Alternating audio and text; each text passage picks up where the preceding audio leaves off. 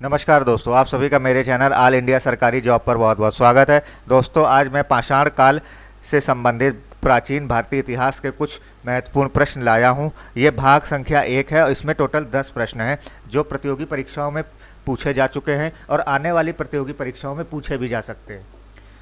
तो जो छात्र प्रतियोगी परीक्षाओं की तैयारी कर रहे हैं उनके लिए ये प्रश्न बहुत ज़्यादा इम्पॉर्टेंट हैं। तो चलिए शुरू करते हैं। दोस्तों, प्रश्न संख्या 1, खाद्यान्नों की कृषि सर्वप्रथम प्रारंभ हुई थी। ऑप्शन ए है नवपाषाण काल में, ऑप्शन बी है मध्य पाषाण काल में, ऑप्शन सी है पुरापाषाण काल में और ऑप्शन डी है प्रोटो ऐतिहासिक काल में। तो इसका सही आंसर है दोस्तों नवपाषाण काल में, अर्थात खाद्यान्नों की कृषि नवपाषाण काल में प्रारंभ हुई थी। उससे पहले के कालों में मनुष्य को कृषि का ज्ञान नहीं था। प्रश्न संख्या 2, मानव द्वारा सर्वप्रथम उगाया गया अनाज क्या था? ऑप्शन ए है गेहूं, ऑप्शन बी है चावल, ऑप्शन सी है जौ, ऑप्शन डी है बाजरा। तो इसका सही आंसर है दोस्तों जौ। मानव द्वारा सर्वप्रथम उगाया गया अनाज जौ था। प्रश्न संख्या 3 पर आते हैं दोस्तों। निम्नलिखित में से किस स्थल से हड्डी के उपकरण प्राप्त हुए? ऑप्शन ए है चोपनी मांडो से, ऑप्शन बी है काकोरिया से, ऑप्शन सी है महदहा से, ऑप्शन डी है सराय नाहर राय से। तो इसका सही आंसर है दोस्तों महदहा से। प्रश्न संख्या 4 पर दोस्तों आते हैं।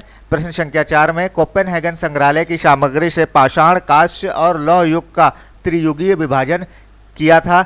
ऑप्शन ए है टेलर ने, ऑप्शन बी है टुब्बाक ने, ऑप्शन सी है थॉमसन ने, ऑप्शन डी है चाइल्ड ने। तो इसका सही आंसर है दोस्तों ऑप्शन सी थॉमसन। प्रश्न संख्या 5, प्रागैतिहासिक काल किसे कहते हैं?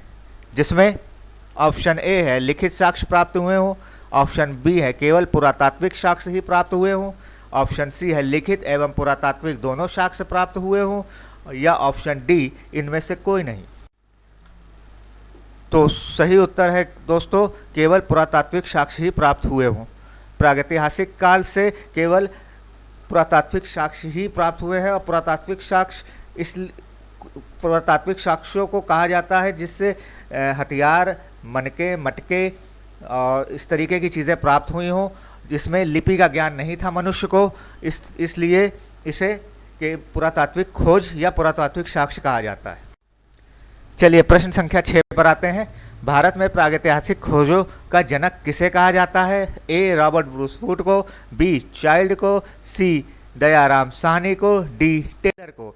तो सही उत्तर है दोस्तों रॉबर्ट ब्रूसफूट को। भारत में प्रागैतिहासिक खोजों का जनक रॉबर्ट ब्रूसफूट को कहा जाता है।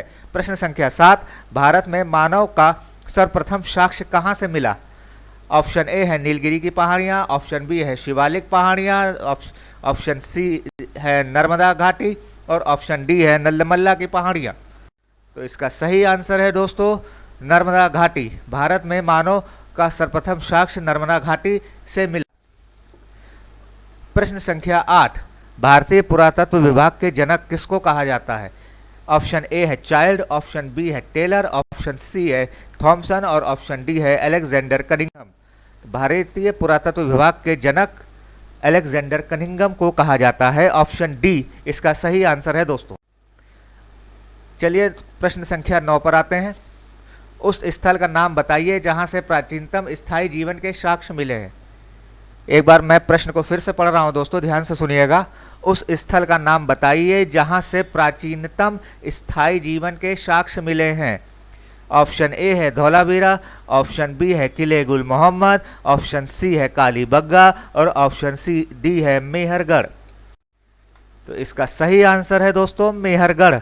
उस स्थल का नाम बताइए जहां से प्राचीनतम स्थायी जीवन के साक्ष्य मिले हैं, उसका आंसर है मेहरगढ़। आपके पास अगर ये चारों आंसर ऑप्शंस आते हैं तो उसमें से मेहरगढ़ करेक्ट आंसर होगा। चलिए दोस्तों आखिरी क्वेश्चन 10वें क्वेश्चन पर आते हैं। 10वें क्वेश्चन में नर्मदा टोली किस राज्य में स्थित है? ऑप्शन ए है महाराष्ट्र, ऑप्शन बी है छत्तीसगढ़, ऑप्शन सी है गुजरात, ऑप्शन डी है मध्य प्रदेश। तो इसका सही आंसर है दोस्तों ऑप्शन डी मध्य प्रदेश। तो ये 10 प्रश्न थे जो पाषाण काल से संबंधित थे। आगे की सीरीज में पाषाण काल से संबंधित और भी प्रश्न आ रहे हैं दोस्तों, आप इनको ध्यानपूर्वक पढ़ें और मेरे चैनल को सब्सक्राइब कर लें, शेयर कर लें, बेल आइकन दबा दें, जिससे कि जब आपके पास न्यू नोटिफिकेशन आ जाएगा मेरे वीडियोस का। धन्यवाद दोस्तों।